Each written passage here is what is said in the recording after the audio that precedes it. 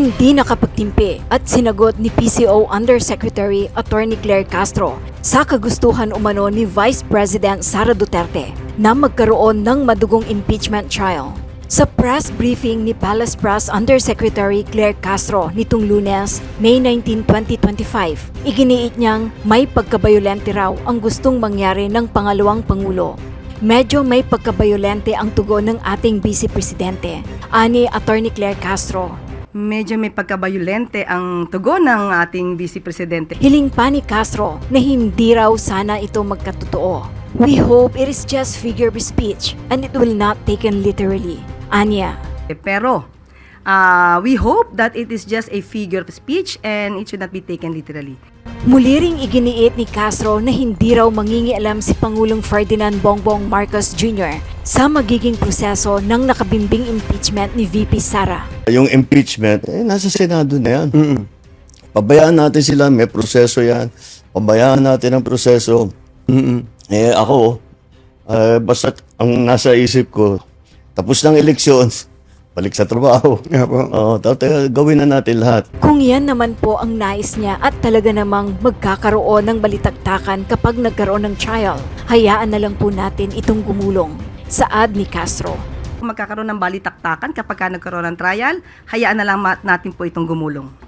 Dagdag pa niya, hindi po makikialam ang Pangulo patungkol sa ganyang issue. Hindi tayo magbibigay ng anumang opinyon patungkol dyan. Matatanda ang kamakailan lang ng igiit ni VP Sara na mas nanaisin raw niya na matuloy ang kanyang nakabimbing impeachment trial na sana raw ay mas magdugo ito.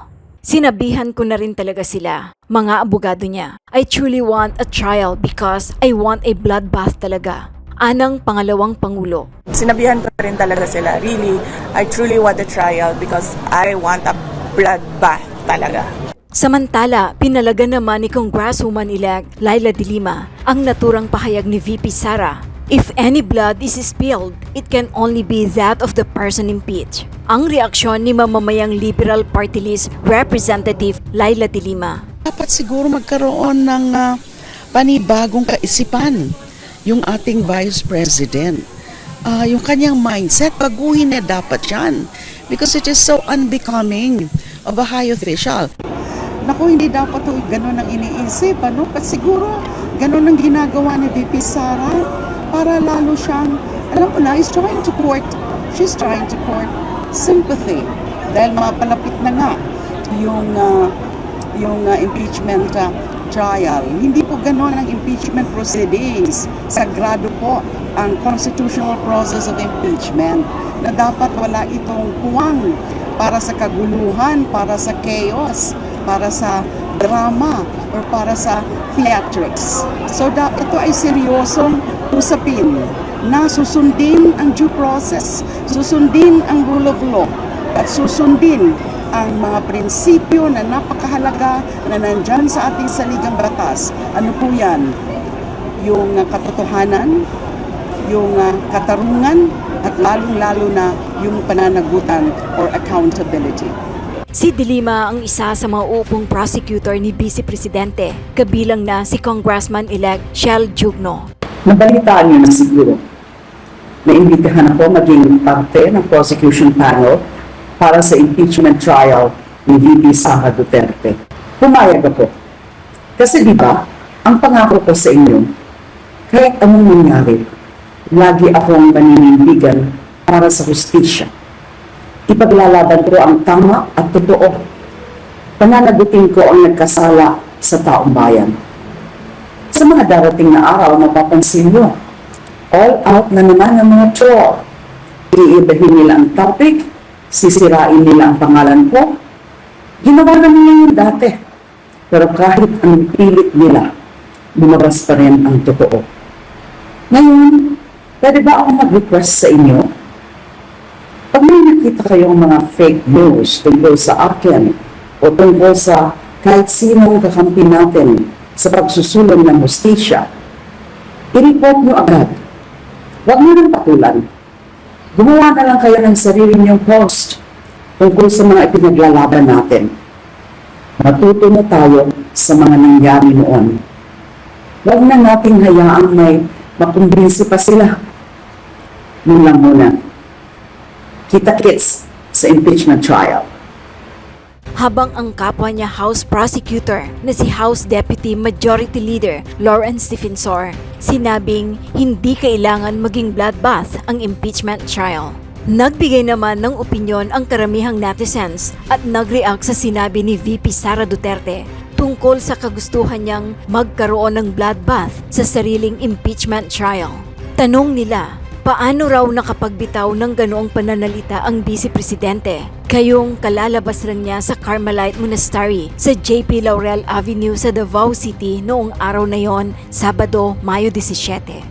Matatanda ang pinangunahan ni VP Sara ang mga bagong halal na local officials ng Davao City sa isang Thanksgiving Mass sa nasabing simbahan, kung saan kasama niya ang kapatid na si re-elected Davao City 1st District Representative Paulo Pulong Duterte at mga anak nitong si Councilor-elect Rigo Duterte. So mga kabunyog, pag-usapan nga natin itong sinabi ni Sara Duterte. Sabi kasi ni Sara Duterte, siya daw, walang problema sa kanya yung impeachment trial. Gusto niya nga raw na matuloy yan. Sabi ni Sara. Kasi, handa na raw siyang harapin yan. Talagang gusto niya nga raw magkaroon ng bloodbath. Ibig sabihin ni Sara, gusto niya maging madugo. Gusto niya maging madugo yung ano na yan. Yung impeachment trial niya. Kumbaga ang sinasabi ni Sara, kumbaga kay Sara, sige, magkasubukan tayo. Gusto niyo akong durugin? Dudurugin ko rin kayo. O di syempre, pag nagdurugan sila, magiging madugo talaga yan. Pag nagdurugan, talagang magiging madugo yan. Bloodbath nga talaga yan.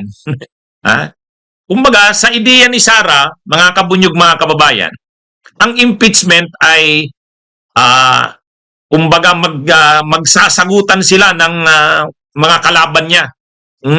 Ang tinutukoy niya siguro mga kalaban niya dyan, yung mga prosecutors galing sa Kamara. Yung mga nag-imbestiga sa kanya doon sa Kamara, yung nag-imbestiga tungkol sa kanyang confidential funds. So, inaasahan niya, pagdating sa Senado, maghaharap-harap sila, magiging madugo ang paghaharap nila. Ganon yung konsepto ni Sara. Ngayon, bakit ko sinasabing nai-expose lang lalo ang kakulangan niya ng kaalaman?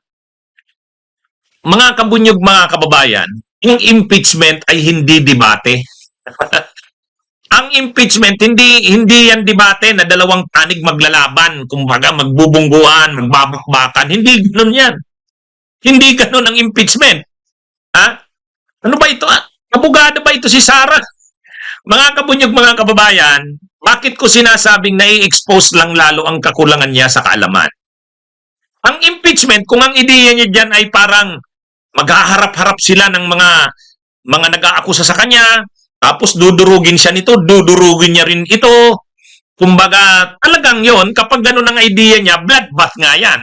Durugan talaga. Hindi ganyan ang impeachment. Hindi ganyan ang impeachment. Hindi ba alam ni Sara ang pinapasukan niya? Bakit ko sinasabing parang hindi niya alam ang pinapasukan niya? Ang impeachment, akusado siya. Siya ang akusado dyan. Ibig sabihin, bilang akusado, siya ang dudurugin dyan. Siya ang huhubaran dyan. Kapag magagaling ang prosecutors dyan, magagaling ang mga ebidensya dyan, matibay ang ebidensya, siya ang dudugo dyan. Siya ang dudugo dyan. Siya ang mahuhubaran dyan. Pero siya, hindi niya pwedeng hubaran yung mga prosecutors, yung mga judges, yung mga senador. Yung mga senador. O, sino ba ang mga nandyan? Siyempre may huwes. Siyempre may mga prosecutors. Siyempre may mga testigo laban sa kanya. O ngayon, ang tanong, pwede niya bang insultuhin yung mga prosecutors? Ang ugali kasi ni Sara, bastos. Naalala nyo naman yung rally doon sa Manila. Yung binastos niya si Joel Chua.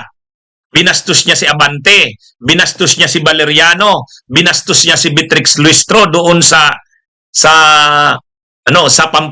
Batangas. Galit siya sa mga ito, umakyat siya sa tribuna, nagsalita siya, lahat ng paninira, kabastusan, ginawa niya laban kay Joel Chua. Sabi niya kay Joel Chua, itong si Joel Chua, Apple Nieto, kasi ang kalaban ni Joel Chua si Apple Nieto.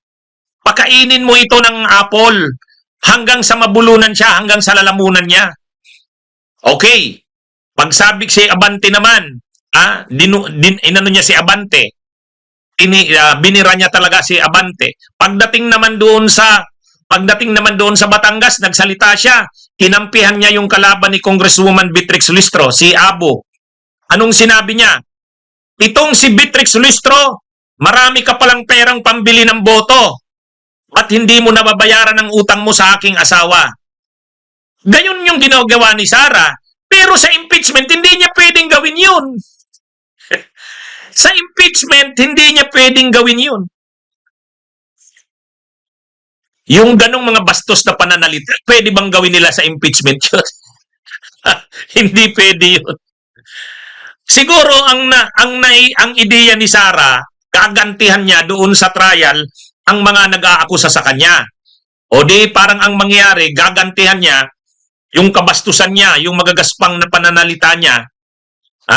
Ilalabas niya rin ang baho ng prosecution. Mailalabas niya ba ang baho ng prosecution? Hindi yun. Hindi naman ito debate. Hindi naman ito banggaan. Hindi. Siya ang akusado dyan. Siya ang akusado dyan. Siya ang nasasakdal dyan. Ibig sabihin, ang prosecution, ang gagawin sa kanya, ilalabas ang mga ebidensya laban sa kanya. Huhubaran siya sa publiko dyan. Lahat ng testigo, ebidensya, ilalabas laban sa kanya. So, sino ngayon ang mahuhubaran? Sino ang malalantad sa publiko? Yung mga baho. Yung mga baho at panlulustay sa pundo ng bayan. Siya yun. Siya ang huhubaran dyan. Parang katulad ng nangyari kay Corona. O di ba si Renato Corona noon, dahil Chief Justice siya, ang iniisip niya, paano naman ako mahuhubaran? Wala naman akong ginagawang masama. O di ba? Ganun ang ni Corona eh. Pero nang linalabas na yung mga deposito ni Corona, mga dollar accounts niya, ano ang reaksyon ng publiko? Chief Justice ka ng Korte Suprema, ganyan pala kalaki ang yaman mo, saan galing yan? O di ba? Di ba? Yun ang pinaka-issue kay Corona. Ibig sabihin, si Corona, nung simula, akala mo ang imahin niya, napakalinis niya, wala siyang katiwalian. Pero nang hinubara na si Corona doon, durog si Corona. Durog si Corona. Yung mga dollar accounts niya, naging issue yun. Ang niya pala, daan-daang milyon, samantalang ang sweldo niya naman sa gobyerno, hindi naman ganun kalaki. Paano siya makakakuha ng ganun kalalaking pera? Si Corona noon, si Erap. Nang nililitis na si Erap sa impeachment, hinuhubaran na rin yung kanyang mga yung pinaggagawa niya sa Malacanang, binabastos niya yung Malacanang, nagiinuman sila, nagsusugal sila, yung pera galing sa waiting na dinadala sa kanya, sako-sako. Durog si Erap dun. Ganon din si Corona, durog din. Ngayon, wala. Anong gagawin ni Sara bilang siyang akusado? Dudurugin niya ang prosecution? Paano niya dudurugin ang prosecution? Hindi naman yung prosecution ang nasasakdal. Siya. Anong gagawin niya? Doon sa mga judges na, halimbawa, yung mga judges na kumbaga sa kontra sa kanya, yung mga judges na nakikita na kumbaga kontra kay Sara Duterte, yung mga judges, parang ikukonvict siya.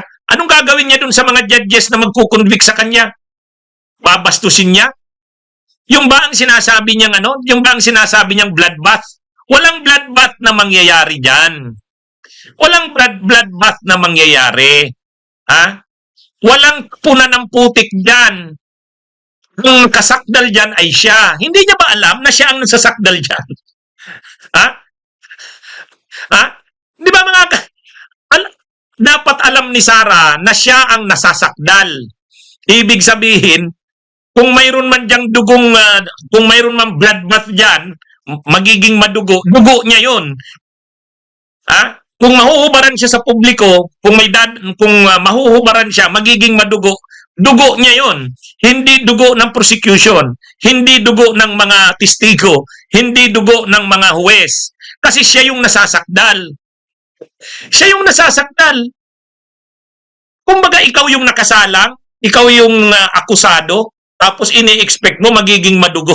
Ano yan, debate?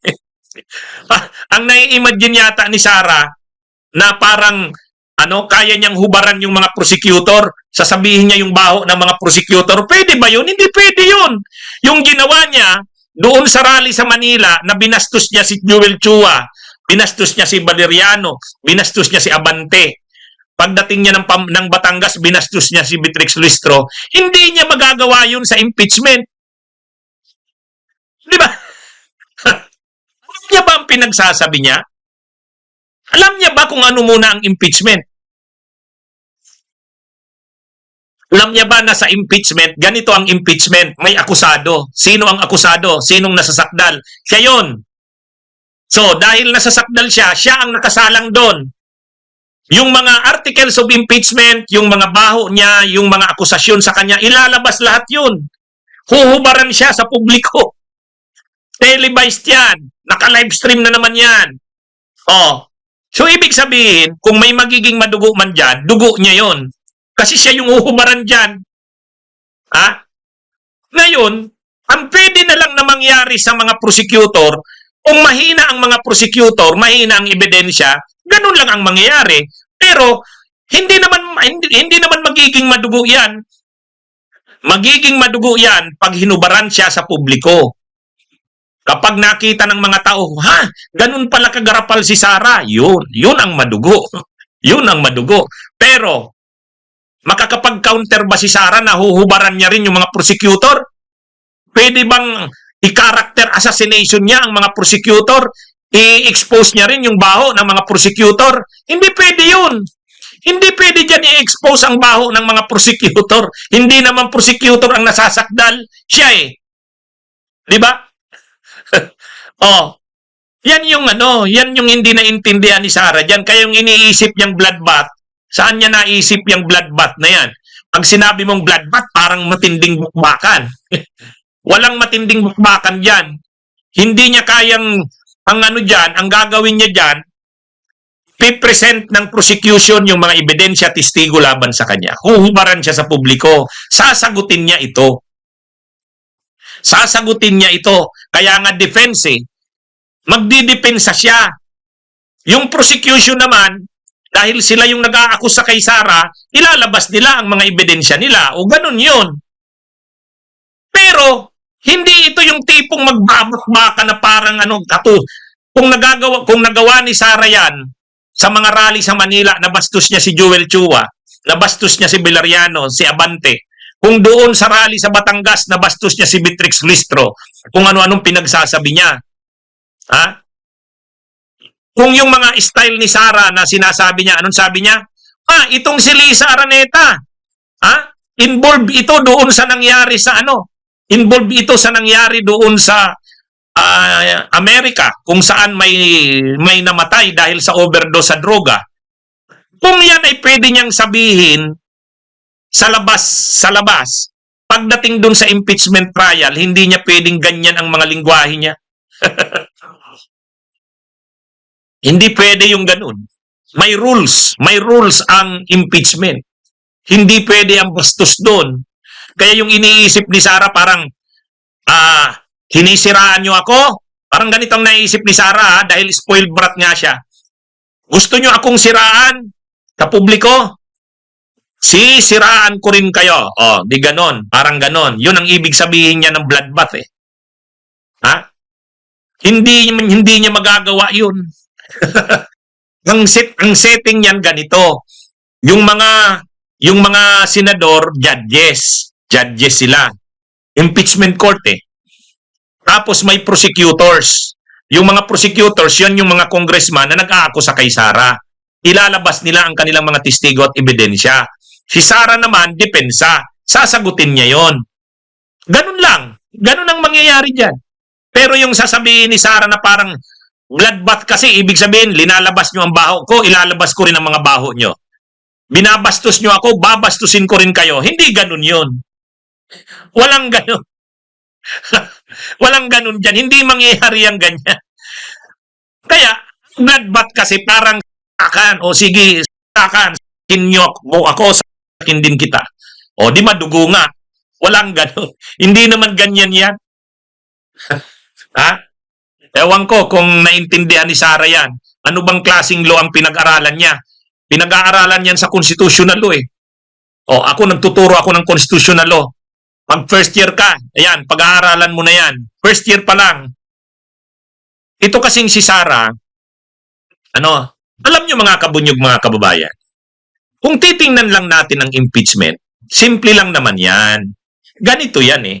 Ikaw, bilang mataas na opisyal, vice president ka, mayroong mga nag-aakusa sa iyo na ikaw ay binitray mo ang public trust. May culpable violation of the Constitution ka. Ito yung mga akusasyon sa iyo. Ito yung mga ebidensya. Ito yung mga testigo. Pinag-usapan na yan sa Kamara at ang nakita ng Kamara, mayroong basihan para ituloy ito sa Senado. Okay, nandyan na sa Senado ngayon. So kung ikaw inaakusa ka, simple lang naman yan. Sasabihin mo, walang batayan yung mga akusasyon na yan sa akin. Sasagutin ko yan pagdating sa Senado. O ganun lang. Ibig sabihin, pagdating sa Senado, yung mga nag-aakusa sa iyo, magsasalita laban sa iyo, magpipresent ng mga ebidensya, testigo, ikaw naman, sasagutin mo. Kung alam mo namang wala kang sala, di malulusutan mo ang impeachment. Hindi ka makukonvict. Ang impeachment ay pagpapanagot ng mga opisyal na dapat managot sa sinasabing katiwalian nila. Yun, ganun lang naman yan. Pagpapanagot, public accountability. Walang masama sa impeachment. Ang pagkakaroon ng impeachment ay pagpapakita na masigla ang ating, na nabuhay ang ating check and balance. Hindi dapat tinitingnan niya ni Sara bilang bloodbath. Diba? Bakit tinitingnan niya yan bilang bloodbath? Alam niyo, simple lang naman yan eh. May mga akusasyon kay Sara, ito'y dumaan sa Kamara at sabi ng Kamara, may basihan nga ang mga akusasyong ito. Sige, dalhin na natin to sa Senado para isulong ang impeachment doon. Okay, nandyan na sa Senado. So ano naman ang gagawin ng Senado? Sila naman ang magiging impeachment court. Didinggin nila ngayon. Sila yung huwes. Pakinggan ngayon yung mga prosecutor, yung mga nagsasakdal kay Sara, yung mga ebidensya, testigo. Si Sara naman bibigyan ng pagkakataon na sagutin ang mga akusasyon laban sa kanya. Gayon lang yun eh. Walang bloodbath. Ang bloodbath. Bakit bloodbath ang bukang bibig ni Sara? Ha? Di ba? Sa totoo lang, sa totoo lang mga kabunyog, mga kababayan, wala namang dapat tayong ikaano dyan sa impeachment. Tama si Gemma Encinares, it's a fair democratic process. Bakit ba napakaano niyan kila Sara? Na parang sa kanya, sige, gusto nyo ng bloodbath? O sige, bloodbath tayo. Ano ba yan? Ganun ba yun?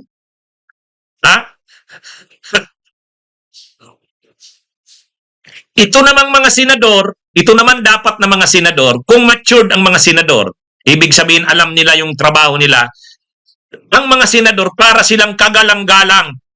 Kagalang-galang sila na makikinig sa mga ebidensya, testigo, pagkatapos mapakinggan ang mga testigo, ebidensya, maghuhusga sila ngayon bilang mga huwes. Imagine ninyo, ang mga tulad ni Lito Lapid, prinomote na maging judge.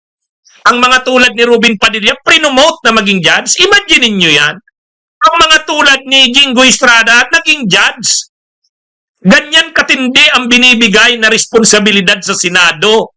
Sila yung judge. Imagine niyo, si Ruben Padilla naging judge, si Bato naging judge, si Bongo naging judge. Kung nanalo pa si Willie Rebillame, di judge din yun. Kung nanalo pa si Philip Salvador, di judge din yun. Ano ba yan? Imagine niyo yan. Si Lito Lapid, judge. Ang role dyan ng mga judges ay ng mga senador, sila yung judge. Kaya bilang judge, hindi sila dapat nagpapakita na may pinapanigan sila. Dapat ang sinasabi ng mga senador, wala kaming magagawa, nakarating na dito sa Senado ang articles of impeachment, ang exclusive kasing power at authority na mag-initiate ng impeachment ay ang Kamara. Ginawa ng Kamara yan, wala kaming magagawa. Hindi naman namin pwedeng sabihin sa Kamara na mali yung ginawa nyo. Kapangyarihan nila yan. So nandito na sa amin yan ngayon, kapangyarihan naman namin ngayon na mag-try niyan o maglitis niyan. Ganun yun. So dapat ang mga senador, huwag masyadong nagko-comment. Dapat ang mga senador, manood sila, makinig sila sa gagawing trial. Tingnan nila ang mga ebidensya. Yun. Ito namang sila Sara, dapat hindi siya nagbabanta ng bloodbath. Dapat sasabihin nila ganito, kami sa defense handa na kami dyan.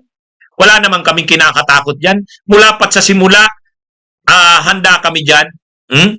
Hayaan natin na magsimula na yung trial na yan. Mas mabuti nga yan para makita talaga. Okay. O, di ba? Ganun dapat. Ibig sabihin ng impeachment, democratic na process natin yan ng pagpapanagot. May akusasyon kay Sara na dapat siyang managot sa krimen na nagawa niya. Na ang kanyang nagawang krimen ay impeachable offense. Siyempre si Sara, ang gagawin niya, sasabihin niya, ididepensa niya, hindi. Hindi totoo yung mga akusasyon sa akin. O ganun lang naman yan. Bakit bakit napakatindi na? Bakit ang sinasabi na ni Sara, bloodbath? Bloodbath.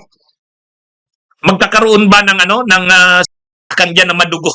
Walang sakan dyan. Sabi ni Kyle Magsino, paano naging judge yun?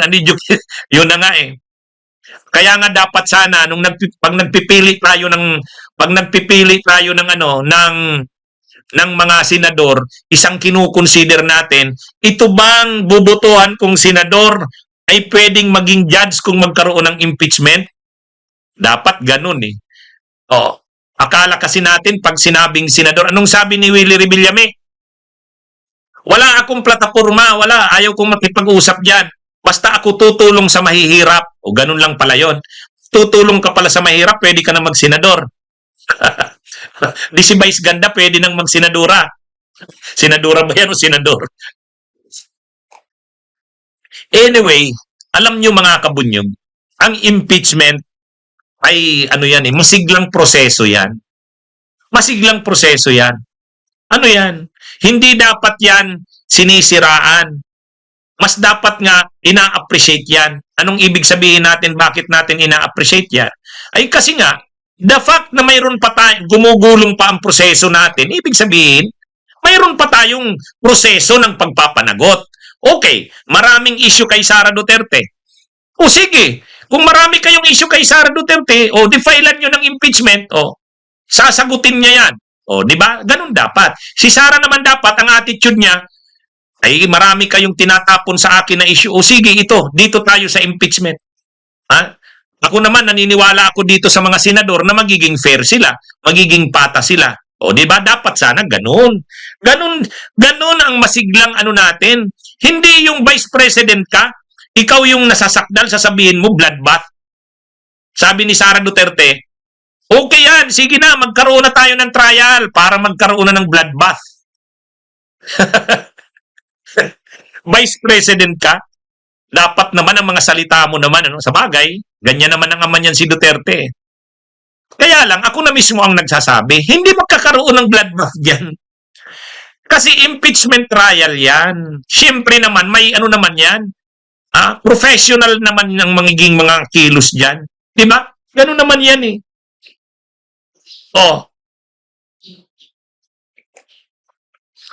Kahit yung mga prosecutors na yan, galing sa Kamara, kahit yung mga prosecutors na yan, hindi nila yan pwedeng bastusin si Sara Duterte dyan. Hindi nila pwedeng gawin yan.